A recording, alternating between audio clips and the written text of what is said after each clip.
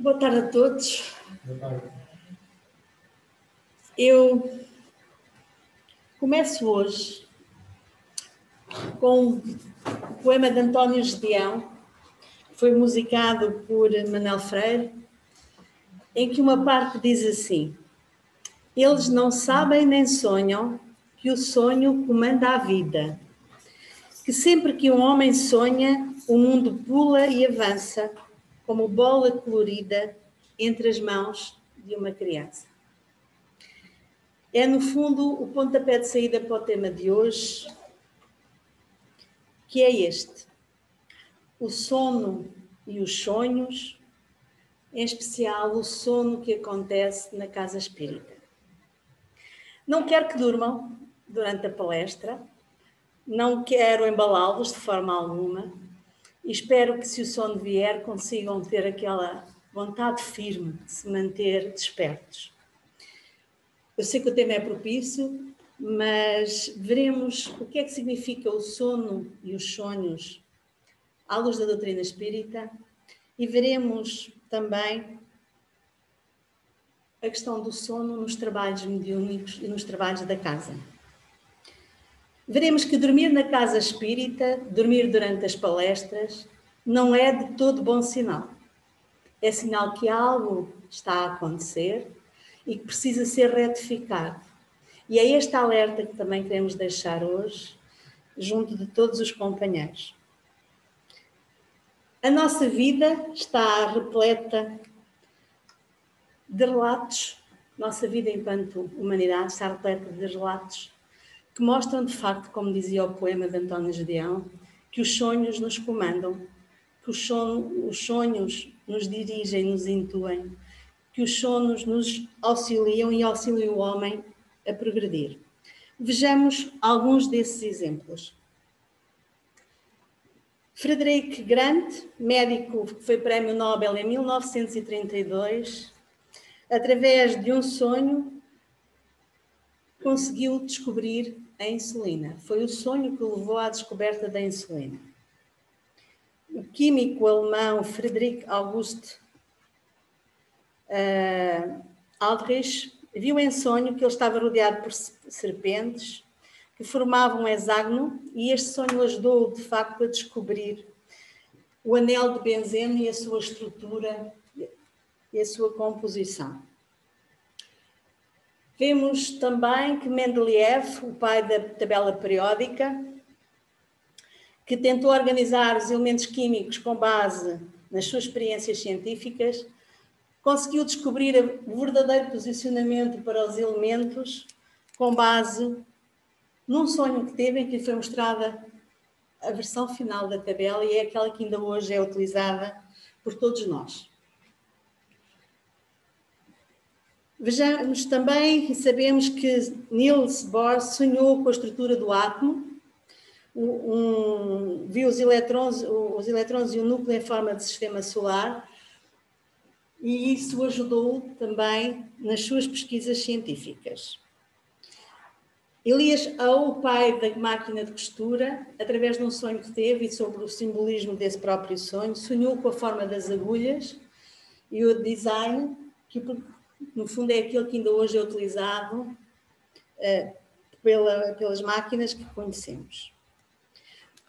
Otto Louis, prémio Nobel em 1936 também em Medicina e Fisiologia, nos relata que numa certa noite, antes do domingo de Páscoa, que Eliane acordou, acendeu a luz, anotou algumas coisas num papel e de manhã, quando acordou, não conseguiu ler nada do que tinha escrito. Nessa mesma noite, ou melhor, na noite seguinte, ele voltou a sonhar e sonhou com uma experiência que lhe possibilitou a confirmação de uma teoria que ele tinha feito há 17 anos. E ao acordar de manhã, conseguiu lembrar-se de todo o sonho, de toda a experiência, foi para o laboratório e, de facto, chegou à comprovação daquilo que tinha sido a sua tese inicial. Olev Antonov sonhou com a forma da cauda do seu avião, que acabou por depois desenhar e que é uma realidade. Também O Mehrob foi o criador do alfabeto arménio e diz que foi emitido em sonho e foi com base nesse sonho que ele conseguiu estabelecer o alfabeto. Paul McCartney compôs a canção Yesterday com base num sonho que esteve, e a melodia que está por trás da canção era a melodia que no seu sonho ele ouvia e, portanto, serviu de base a este êxito que todos nós conhecemos. Também o pintor Salvador Dalí teve todas as suas obras inspiradas em sonhos e, segundo ele, o artista é durante o sono que nos vemos libertos da nossa realidade. Estes são alguns dos exemplos que mostram que, de facto, o sonho nos ajuda a progredir, não é? São muitos os avanços que conhecemos, seja na ciência, seja na arte, que têm com base o sonho. E na nossa própria vida, muitas vezes, perante alguns problemas, é durante a noite que muitos de nós encontramos a solução, o caminho a seguir para a sua resolução. Mas, afinal, o que são os sonhos e o que é que eles representam? Trago-vos aqui a definição do dicionário português do Priberan, que no ponto 1 achei graça porque o próprio dicionário português diz que sonho é o conjunto de ideias e de imagens que se apresentam ao espírito durante o sono. Engraçado, o próprio dicionário já fala em espírito, não é? E sono é o estado fisiológico caracterizado pela insensibilidade dos sentidos e pelo repouso que proporciona. E para o espiritismo, o que é que são sonhos?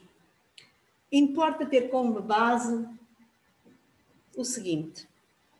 Diz-nos o Evangelho, neste capítulo 28, que, no ponto 8, que a vida espiritual é com efeito a verdadeira vida, é a vida normal do espírito. O corpo não passa de simples vestimenta grosseira que temporariamente cobre o espírito, verdadeiro grilhão que o prende à glebe terrena, do qual se sente ele feliz em libertar-se.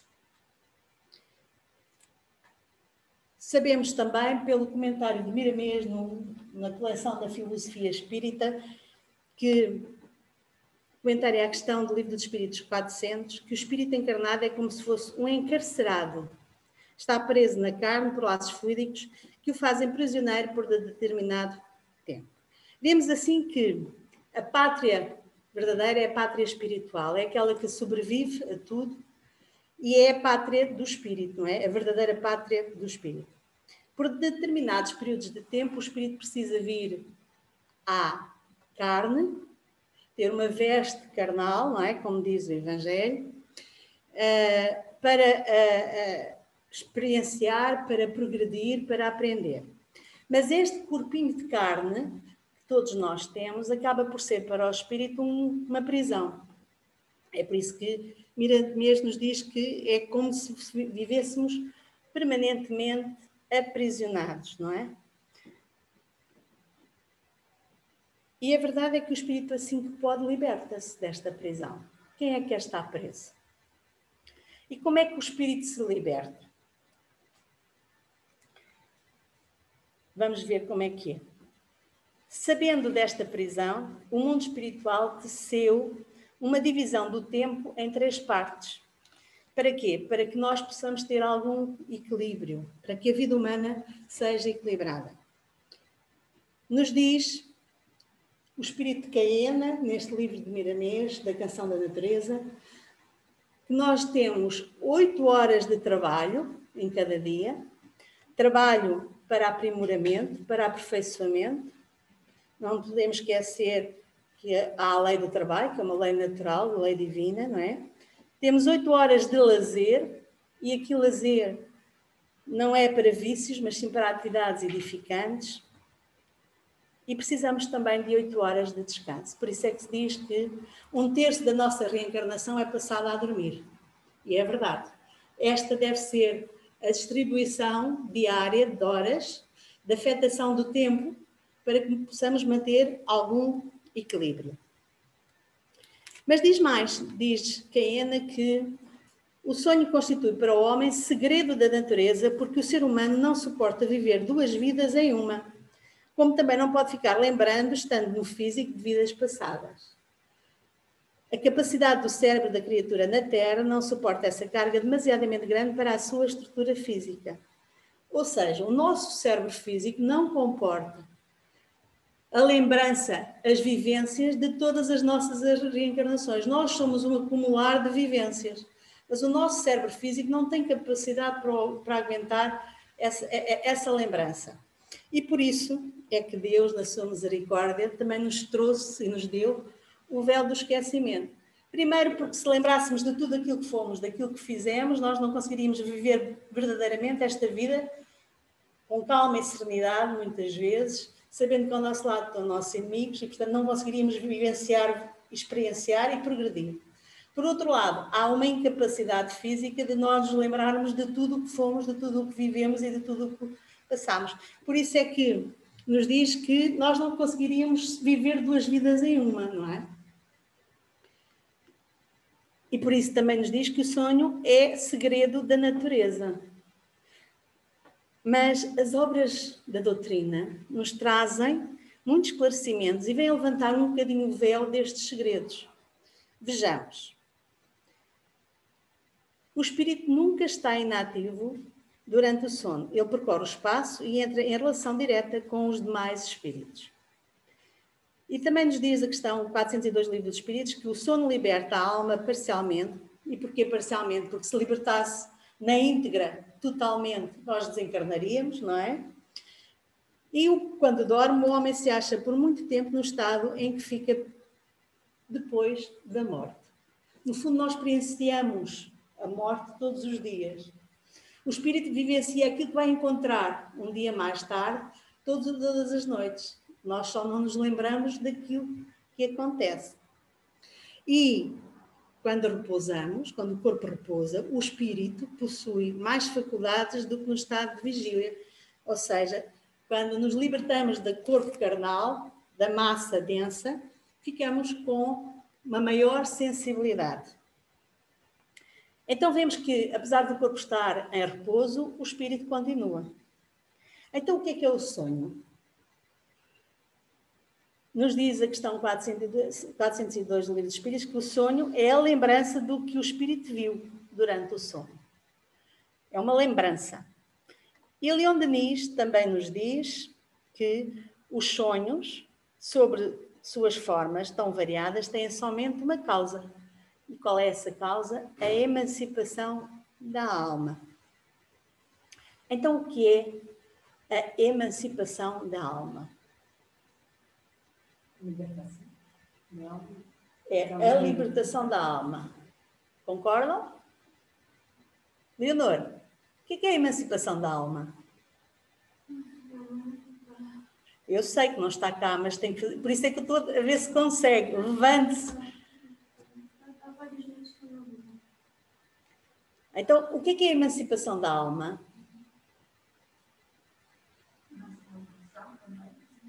É o quê? Não. Diz-nos que a emancipação da alma é nada mais, nada menos que o desprendimento do espírito encarnado, possibilitando que este se afaste momentaneamente do corpo físico. É o processo que permite que o espírito, afrouxados os laços que ligam ao corpo físico, se liberte para ir além.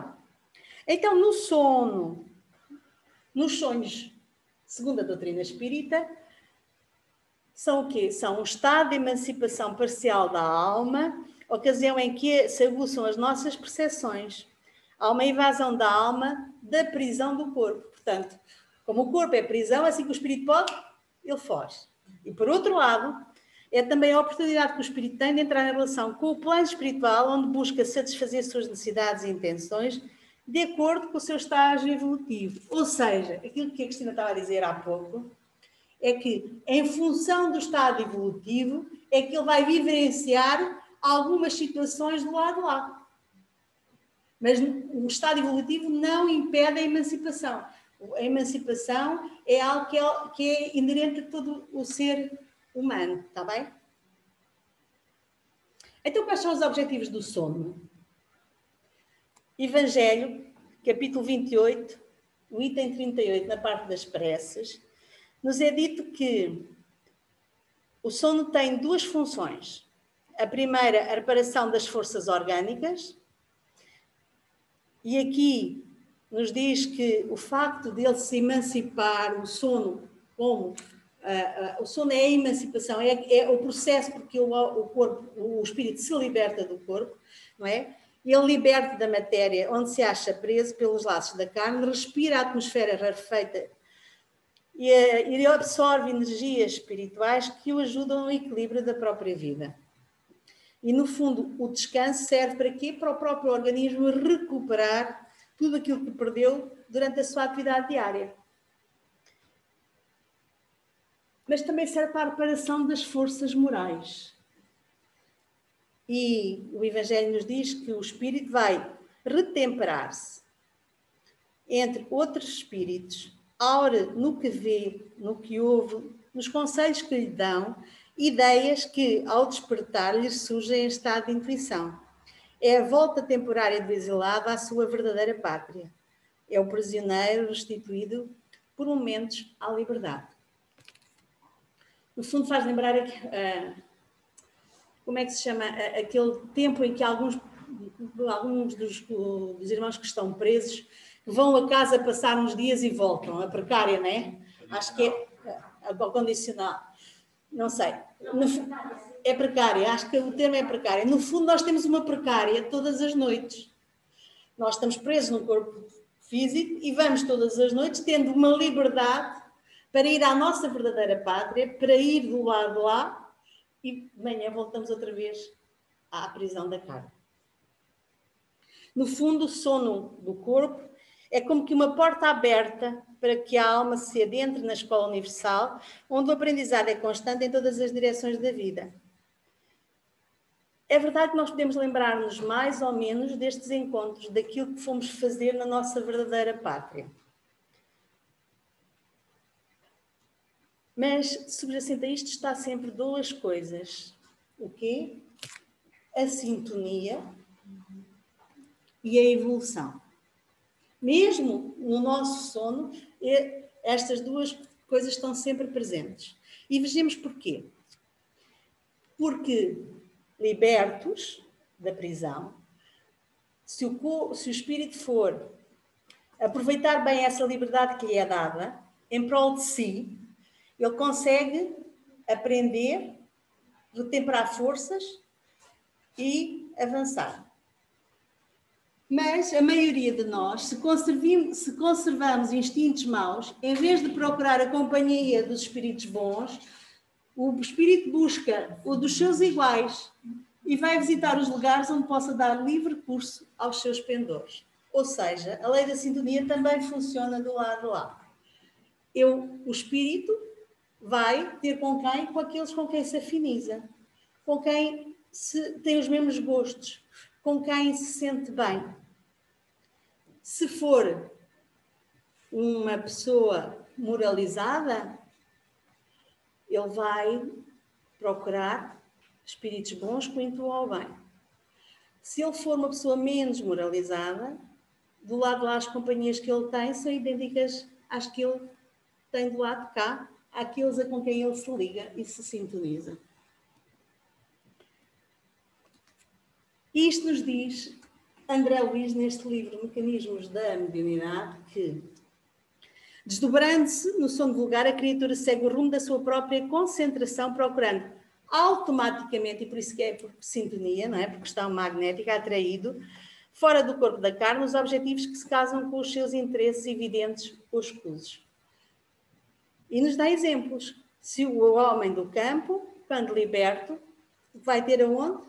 Vai ter junto daquilo que semeou, a sua plantação que recolhe com carinho. Se é artista, vai ter junto da sua obra. Se é uma mãe preocupada com os seus filhos, vai ter com os seus filhos para o aconchego. E o delinquente retorna ao lugar onde encarcera a dor do seu arrependimento. Assim, o progresso é contínuo de um e do outro lado da vida. Gostos e tendências, preocupações permanecem com o espírito. vamos para onde o nosso coração e a nossa mente nos direciona. Mas nos diz mais, nos diz que, qual ocorre no animal de evolução superior, no homem de evolução positivamente inferior, o desdobramento, a individualidade por intermédio do sono, é quase que absoluto estágio de mero fazimento físico. Ou seja, mesmo no animal, o sonho só tem uma função, que é aquela primeira parte, da restituição das forças orgânicas. No homem inferiorizado, no homem pouco moralizado, é algo idêntico. Mas à medida que o homem se moraliza, que avança, a sua sensibilidade aumenta, a sua capacidade de entendimento aumenta, a sua capacidade de exteriorização também aumenta e, portanto, ele vai à procura de outro tipo de companhias e vai à procura, então, do aperfeiçoamento moral que, através do sono, pode acontecer. E diz mais que, no primeiro, ou seja, na questão do animal, a onda mental é simplesmente fraca em emissão de forças fragmentárias. O sonho é puro reflexo das atividades fisiológicas. No segundo, não é? No caso do homem, em que a onda mental está em fase de iniciante de expansão, o sonho, por muito tempo, será invariável a ação reflexa do seu próprio mundo consciencial e afetivo.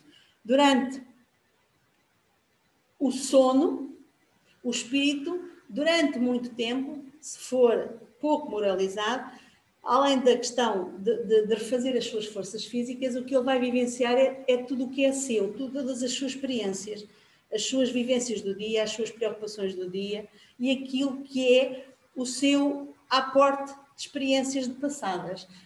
Não tem depois a parte da procura espiritual de todo este processo. E nos diz Kardec que os sonhos, então, são o produto da emancipação da alma e daí vem a lembrança da memória de acontecimentos verificados na existência presente ou nas existências anteriores. Mas porquê que a maioria de nós não se lembra dos sonhos que tem? Ou quando se lembra, são fragmentos, são pequenas imagens.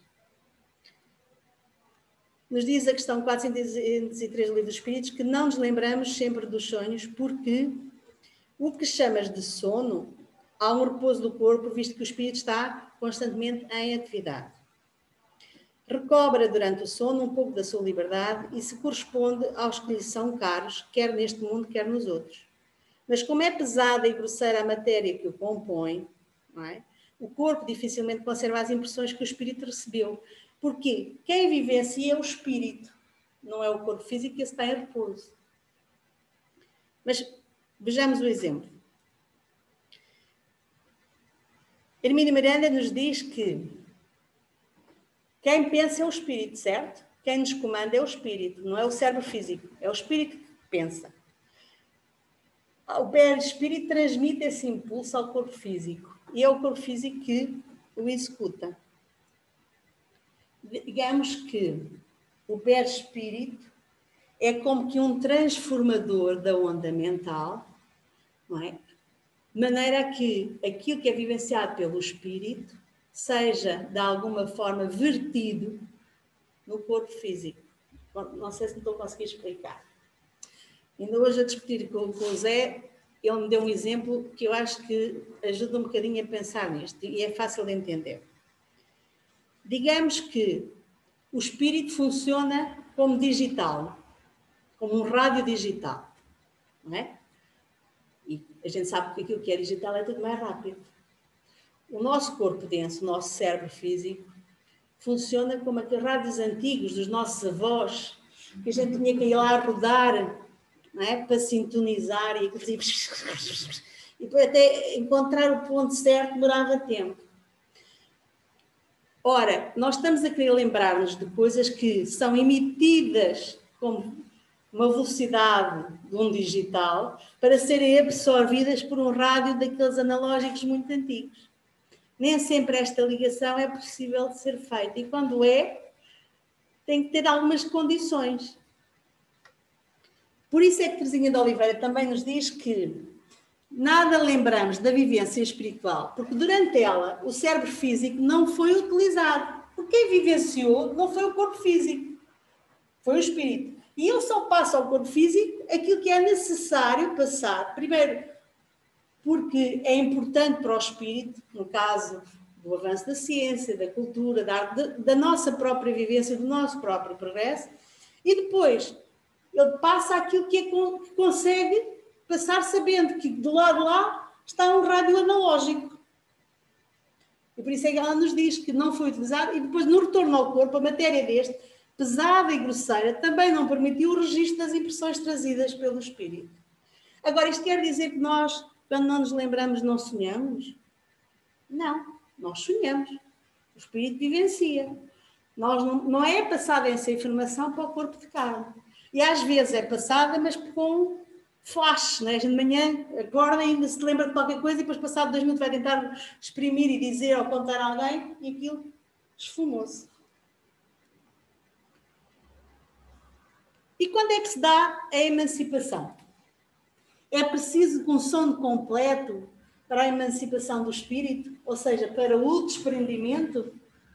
Diz-nos o livro dos Espíritos que não, basta que os sentidos entrem num torpor para que o espírito recobre a sua liberdade. Para se emancipar, ele se aproveita de todos os instantes de treino que o corpo lhe concede. Desde que haja prostração das forças vitais, o espírito se desprende, tornando-se mais livre quanto mais fraco for o corpo.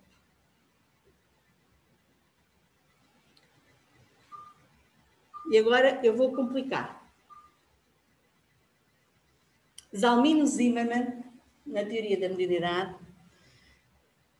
diz-nos que há uma diferença entre emancipação e desdobramento. E porquê é que a gente vai precisar de ir ao desdobramento? Porque se vamos falar do sono nos trabalhos mediúnicos, precisamos saber o que é. Então, ele diz que há o desprendimento. Então, o desprendimento é a emancipação. É o soltar-se. É o ato de soltar-se. É um fenómeno natural. O espírito mal liberto, à mínima afrouxar dos laços fluídicos, ele liberta-se, desprende-se. Aí o que é o desdobramento? O desdobramento é algo mais profundo. Ele diz que o desdobramento implica o desprendimento com maior a emancipação em relação à agregação física, à organização física, propiciada por condições perispiríticas especiais e ensejando o quê? O surgimento de outra forma corporal. No fundo, deixem-me voltar atrás, o ato de desprender-se solta-se, mas só há desdobramento quando há criada uma réplica do nosso corpo físico. E é essa réplica que é visível por os outros espíritos. E por as pessoas. Certo?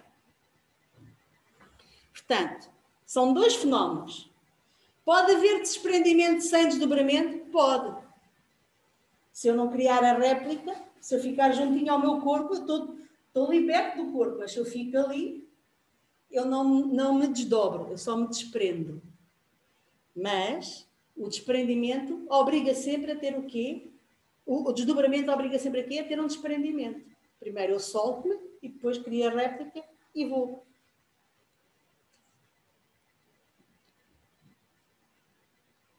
Então diz que, Zalmino Zimmermann, que pode haver desdobramento espontâneo ou induzido. E já vamos ver porque é que induzido é importante.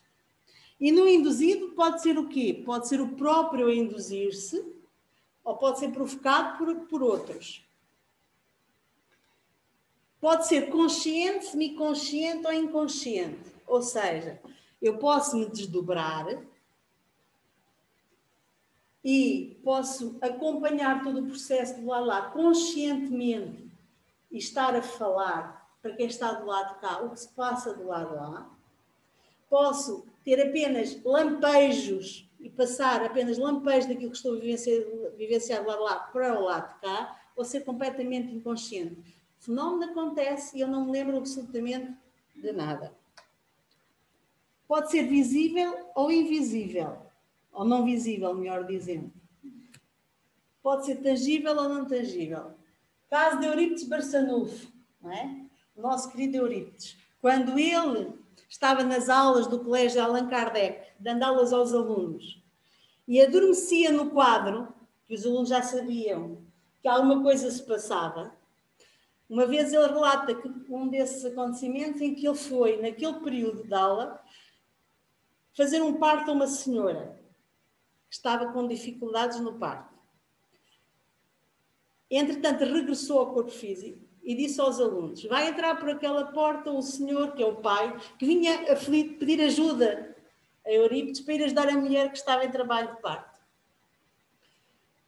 E a verdade é que o senhor chegou, ele já tinha dito que a menina já tinha nascido, o parto já tinha acontecido, o senhor não acreditou e quis que o Eurípides fosse com ele a casa para ver a mulher. E quando lá chegou, a própria mulher disse: ó, senhor Eurípides, não precisava ter vindo outra vez, a menina está bem e eu estou bem. É o quê? É um desdobramento em que ele foi visível, ele tornou-se visível, a pessoa viu, e era tangível porque lhe podiam tocar. É uma coisa com Santo António de Pádua. Há vários relatos na doutrina que nos mostram estes acontecimentos. Agora, toda a gente consegue fazer isto? Não. Não é? Agora, o espontâneo, muita gente consegue desdobrar-se espontaneamente e desdobra-se muitas vezes nós próprios e não sequer nem sabemos ao longo do dia. A indução é sempre, ou em geral, não posso dizer que é sempre, mas a grande maioria das vezes é provocada magneticamente. E quem é que provoca a indução? Os espíritos. E os espíritos bons ajudam à indução para o caso dos trabalhos mediúnicos, para o bem. Agora também temos obsessores que induzem o desdobramento para nos levar e para a gente perder muitas das coisas que temos para aprender e para fazer em determinadas situações. Já vamos ver estes dois processos. Então, diz assim... Desliga isso aí, está me tirando a atenção. Que no desdobramento que ocorre durante o sono, o sujeito, de acordo com a sua condição espiritual, pode entrar em contato com outros espíritos e colher ensinos e informações. Ao reintegrar-se plenamente no corpo físico, pode restar-lhe, às vezes, algumas lembranças, mais lúcidas ou menos lúcidas, já vimos porquê, premiadas de imagens simbólicas que ocorrem nos sonhos premonitórios, ou nada ou pouco se lembra. Então, quando em desdobramento, nós podemos, devido às nossas preocupações materiais do dia a dia, sonhar com o quê? Com as mesmas atividades e com esses problemas. Podemos viver ou reviver situações de vidas passadas que são trazidas à atualidade e nós vivenciamos as mesmas coisas. Podemos entrar em contato com espíritos, amigos ou inimigos, em função da nossa simpatia, em função da nossa sintonia, né, do lado lá. E por isso muitas vezes acordamos assustados, amedrontados, cheios de medo, como se estivéssemos a ser perseguidos. Tudo isto são vivências que o espírito tem do lado lá e muitas vezes porque vai ao encontro de quê? Daqueles com quem se afiniza, com quem se sintoniza. Mas também nos podemos lembrar ou podemos vivenciar durante o sono ou durante o desdobramento ou trabalhar e aprender com os amigos espirituais. E isto também é comum para quem está na casa espírita e para quem se dedica à atividade na casa espírita. Mas não é só. Qualquer pessoa pode pedir durante o sono, não é? Que, libertos do corpo físico, possa ser levado, possa ir ter com amigos espirituais para aprender, para vivenciar, para ver, por exemplo, amigos que já partiram, familiares, encontrar-se com eles, receber tratamento, enfim, há toda uma panóplia e isto pode parecer descabido, mas não é, porque neste livro Missionários da Luz nos relata algumas situações dos trabalhos na espiritualidade. E diz que, quando encarnados na crosta, nós não temos bastante consciência dos serviços realizados durante o sono físico. Contudo, esses trabalhos são inexprimíveis e imensos. Há uma imensidão de trabalhos que são realizados na espiritualidade. Infelizmente, porém, a Maria se vale inconscientemente do repouso noturno, nós, nos valemos inconscientemente do repouso noturno para sair à caça de quê? De emoções frívolas, menos dignas, relaxamos as nossas próprias defesas, não fazemos a prece necessária, não controlamos os nossos impulsos, não é? E longamente supitados durante a vigília, extravasam em todas as direções por falta de educação espiritual verdadeiramente sentida e vivida. Portanto, perdemos todos oportunidades imensas. E nos diz mais, diz que contamos em nosso centro de estudos, portanto, numa das visitas, não é, de André Luís, foi visitar um centro de estudos com mais de 300 associados. No entanto, apenas 32 encarnados conseguem, durante o sono, ir aprender e ir receber o estudo. Conseguem romper as teias inferiores mais baixas, sensações fisiológicas, para assimilarem as nossas lições. Portanto, dos 300, só 32 é que conseguem. E desses 32, há noites em que se verificam que o mesmo alguns desses quebram o compromisso assumido, atendendo a seduções comuns, reduzindo-se ainda mais à frequência geral. Ou seja, é a mesma coisa que acontece nas casas espíritas, nos estudos, não é? A maioria de nós inscrevemos a primeiro dia, ao segundo, ao terceiro começamos a faltar e a partir daí há sempre uma razão que nos leva a não vir. No sono é a mesma coisa, nós não deixamos de ir lá frequentar porque há sempre outras coisas que nos chamam. E que coisas são essas? São as nossas paixões, as nossas preocupações, a nossa vida menos moralizada, a importância que damos à parte moral e espiritual do nosso próprio progresso. André Luís também nos diz neste livro Nos Domínios, e nos relata que nos próprios trabalhos mediúnicos, algumas vezes o sono é utilizado. Eles induzem, a equipa espiritual induz o médium, não é? A desdobrar-se e ele vai com a equipa espiritual em trabalho. Trago-vos aqui um caso que diz assim, isto é, numa reunião mediúnica, e aproximou-se dele o irmão Clementino, aproximou-se de quem? Do médium, que se chama Castro, o irmão Clementino, que era pertencente à equipa espiritual, e à maneira de magnetizador comum, impôs-lhe as mãos aplicando-lhe passos de longo circuito, passos longitudinais. Ou seja, o próprio espírito da equipa coordenadora, da equipa espiritual, chegou-se junto do médium encarnado, lhe aplicou passos de magnetização, provocando o quê? O desdobramento. Portanto, é um processo heteroinduzido, não é? É provocado por outro. Castro como que adormece devagarinho, enterriçando-se-lhe os membros. O adormecer é o quê? É aquela emancipação, o tal desprendimento. Diz mais. Do tórax emanava com abundância um vapor esbranquiçado em que, se acumulando a feição de uma nuvem, depressa se transformou à esquerda do corpo denso uma duplicata do médio em tamanho ligeiramente maior. Ou seja, vemos aqui o desdobramento efetivo. É aquele em que há uma duplicata, a criação de quê? Utilizando os fluidos e o ectoplasma, há a criação de uma duplicata do corpo físico e isto é o verdadeiro processo de desdobramento. Nosso amigo como que se revelava mais desenvolvido, apresentando todas as particularidades da sua forma física apreciavelmente dilatadas. Porquê? Porque liberta o corpo físico, a nossa sensibilidade aumenta, não é? Exprimia o quê? A liberdade do próprio espírito. O médium, assim desligado do veículo carnal, afastou-se dos passos, deixando ver o cordão vaporoso que o prendia ao campo somático. Porquê? Porque quando nos desprendemos, por isso é que é o desprendimento parcial, há sempre algo que nos mantém ligados ao corpo físico, o tal cordão de prata, não é? Que quando ele se rompe é quando se dá o desencargo.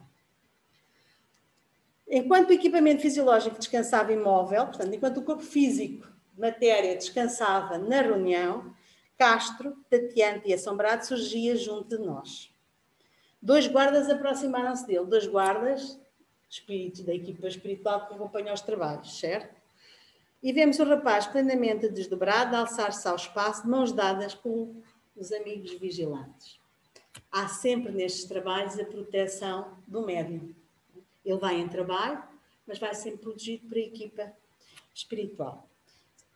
E o relato é emocionante, se lerem o capítulo, não é? Verão que eles passam por uma zona densa, que é a zona do umbral, e vão ter a um posto de socorro onde reside quem, naquele instante? Um amigo, um encarnado, o Oliveira, que pertencia à equipa mediúnica daquela casa, que tinha desencarnado há pouco tempo e que não estava em condições de vir ele, junto dos companheiros, passar a mensagem. Então a equipa espiritual desdobrou um dos médios, foi ter com esse espírito e é através desse espírito do Castro que ele passa a mensagem. O objetivo era dar a comunicação.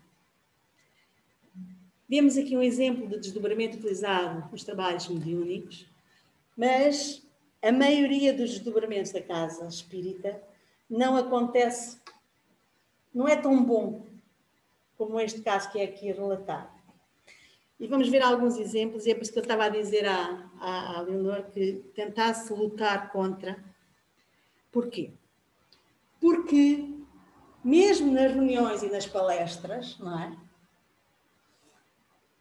O sono pode ser provocado pela aproximação de certas entidades desejosas de perturbar o bom andamento dos trabalhos. Ou seja, nós que estamos aqui podemos ser influenciados pela aproximação de algumas entidades que o único objetivo é perturbar os trabalhos. Para isso, tentam envolver os médiuns, tentam envolver os demais, não é, participantes em vibrações de torpor, agindo por hipnose, indução, por isso é que é um desdobramento induzido, não é? À qual todos devem reagir para não serem dominados pela sonolência. A equipa encarnada, nós, devemos estar atentos e vigilantes para que ninguém seja vencido pelo sono, entendendo que tal estado acarretaria prejuízos à sessão. Quem nos diz isto é a Sueli Caldas de Oliveira, neste livro de Obsessão e Desobsessão. Desculpa, Paula Schubert. Oliveira sou. Já estou a confundir isto tudo. Mas não, estas palavras não são minhas, são dela, certo? E diz mais. Nos domínios da mediunidade, André Luís, porque nestas coisas é bom que a gente vá a quem sabe. Diz que os expositores da boa palavra podem ser comparados a técnicos eletricistas, desligando tomadas mentais através de princípios libertadores que distribuem na esfera do pensamento. Ou seja, o verdadeiro tratamento da casa espírita começa aonde? Nas reuniões públicas. Porquê? Porque compete-nos, a nós que aqui estamos deste lado, a passar a mensagem, de vos fazer com que quem está desse lado deixe a sua vida lá fora, deixe as suas preocupações lá fora, deixe aqueles pensamentos viciantes em que a gente se envolve, seja de tristeza, seja de preocupação, seja do que for. Para quê? Para que saindo desse círculo vicioso, quem está desse lado consiga ouvir a mensagem, consiga perceber como deve aplicar aquilo na sua vida. Não é? Porque muitos dos nossos problemas são fruto de uma única coisa, dos nossos maus pensamentos, nós próprios vivenciamos, e que, tornando-se fixos, permanentes, nós entramos ali num circuito, entramos numa espiral que nos leva a um único processo. E o objetivo de quem está deste lado é chamar a atenção para que a pessoa deixe lá fora todos os seus problemas e aos poucos comece a mudar a sua forma de pensar, de agir. Para quê? Para que se libertar de algumas das coisas que os atormentam. E nos diz mais. A razão disso, as entidades vampirizantes operam contra eles, muitas vezes envolvendo os ouvintes em fluidos entorpecentes conduzindo estes últimos ao sono provocado para que se lhes adie a renovação. Todos nós somos vítimas, não é vítimas, o termo não é vítimas, todos nós temos companheiros de outras reencarnações, alguns amigos, outros não são, porque nós também não fomos boas pessoas para com eles. E como não fomos boas pessoas, eles muitas vezes vêm com tudo para cima de nós. Nos descobrem e vêm com tudo para cima de nós. E não querem que nós entremos em determinados caminhos. Não querem que nós nos melhoremos. O que os alimenta é um sentimento um bocadinho diferente, de vingança, da falta de perdão, da raiva, não é? E então tudo fazem para que nós não mudemos, porque se nós já estamos sobre a sua alçada, sobre a sua influência, eles não querem perder essa influência nem essa alçada. Se nós viermos, se nós mudarmos a nossa forma de estar, a nossa forma de pensar, nós desligamos, tiramos a tomada da ficha e eles não conseguem chegar até nós. E, portanto, eles não querem que a nossa tomada se desligue. Então, o que é que eles fazem? Desligam-nas eles. Porquê? E vamos ver. Também, neste livro Na Seara do Bem, que é, no fundo, aquilo que se passa em todos os trabalhos da Casa Espírita, mas visto do lado espiritual, nos é dito que, na mente daqueles que assistem à palestra, os pensamentos estão sendo trabalhados. As ideias do orador, sendo colocadas, acabam despertando os conhecimentos de todos os encarnados. Os pensamentos não param e, às vezes, a reflexão de um minuto é a motivação para que a mudança de comportamento que é proposta por Jesus aconteça. Muitas vezes, por os relatos, por os exemplos, nós percebemos, aquilo acontece comigo. Então, se calhar, eu tenho que começar a pensar de outra forma, não é?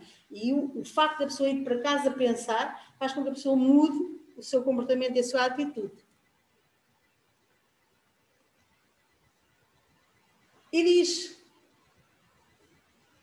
diz mais o seguinte: na plateia numerosa verificou decepcionado que muitos companheiros não registavam os apontamentos esclarecedores. Alguns permanecem presos às suas preocupações familiares. Desculpa? Desculpa. Alguns permanecem presos às suas preocupações familiares ou profissionais, criando verdadeiros quadros mentais que lhes exteriorizam do psiquismo. E a pergunta é feita claramente. Notei perplexo que alguns ouvintes dormiam profundamente. Marcos, que era o instrutor que estava a acompanhar aquele aluno, como devemos interpretar a questão do sono que muitos encarnados assumem durante as reuniões doutrinárias? E ele esclarece. Podemos citar a indisciplina mental. Muitos não cultivam a atenção, porém são capazes de assistir com interesse, durante horas a fio, a um filme de difícil interpretação. Portanto, muitos dizem, eles falam uma coisa muito complicada, vão lá para teorias, não percebem nada do que eles disseram.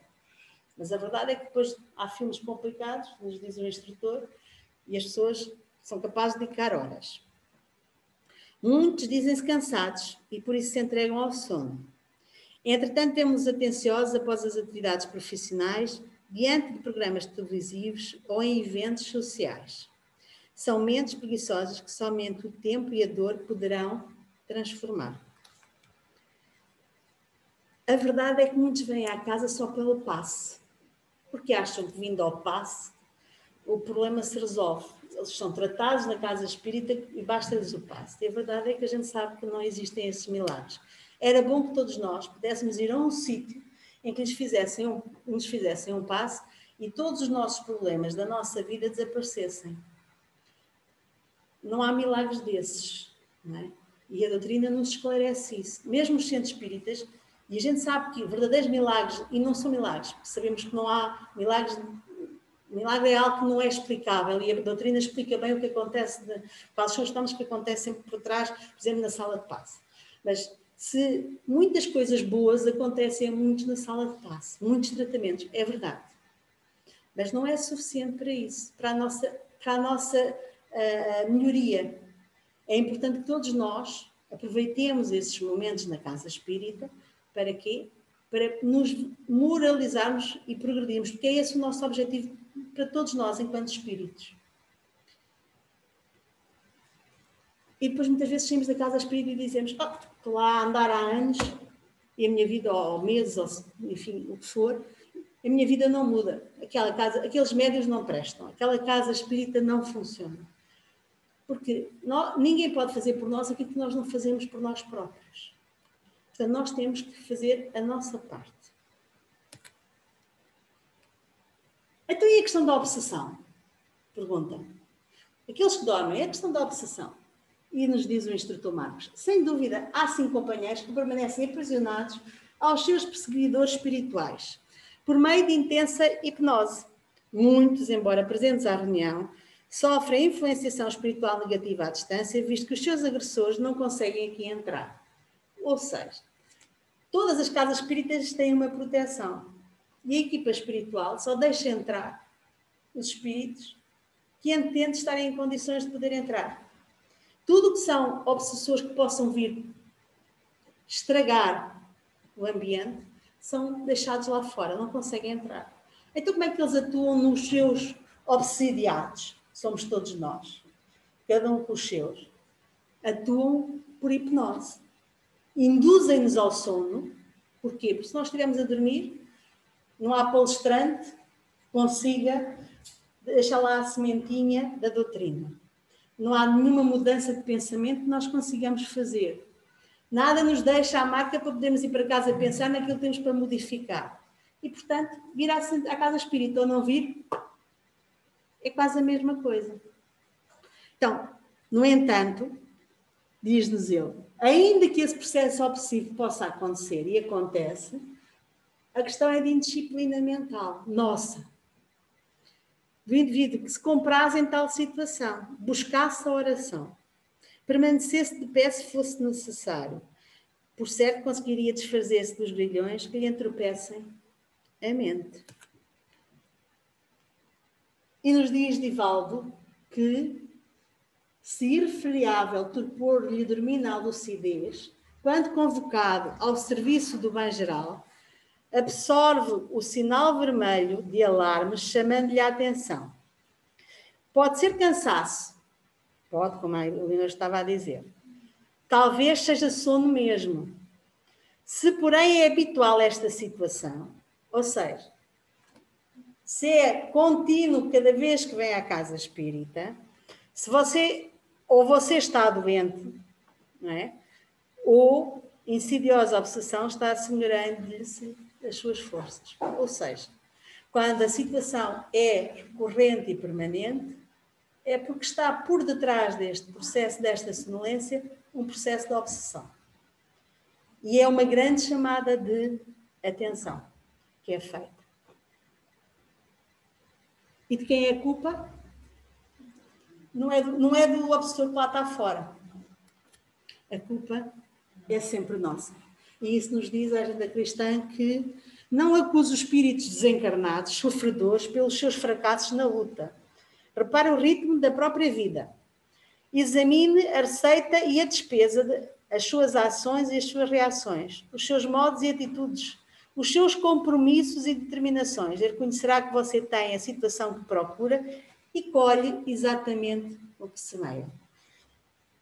Aquela história de que morreu, passou a ser santo, isso não existe. A vida é um contínuo. A história de que os espíritos obsessores são responsáveis e nós somos só vítimas também é errado. E a doutrina nos esclarece. Assumamos a nossa responsabilidade e o controle da nossa vida, porque quem tem o corpo somos nós. E quem é responsável e dará conta deles, um dia mais tarde, somos nós. E como é que eles fazem isto?